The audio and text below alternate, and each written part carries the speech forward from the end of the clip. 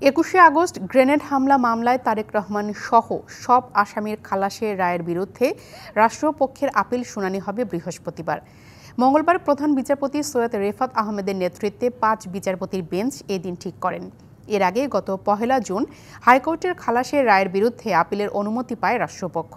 গেল বছরের ১ ডিসেম্বর বিএনপির ভারপ্রাপ্ত চেয়ারম্যান তারেক রহমান ও সাবেক স্বরাষ্ট্র প্রতিমন্ত্রী লুৎফুজ্জামান বাবর সহ সব আসামিকে খালাস দেয় হাইকোর্ট। ২০১৮ সালে বিচারিক আদালত ১৯ জনকে মৃত্যুদণ্ড, ১৯ জনকে যাবজ্জীবন এবং ১১ জনকে বিভিন্ন মেয়াদে কারাদণ্ড দেয়। ২০০৪ সালের ২১শে আগস্ট বঙ্গবন্ধু এভিনিউয়ে তৎকালীন বিরোধী দলীয় নেতা শেখ হাসিনার সমাবেশে গ্রেনেড হামলায় ২৪ নেতাকর্মী নিহত হন। আমরা আগামীকালকে চেয়েছিলাম কোর্ট আমাদের পক্ষ থেকে পরশুদিন থেকে টপ আইন এটাতে অ্যাপিলে গভর্নমেন্টের পক্ষ থেকে অ্যাপিল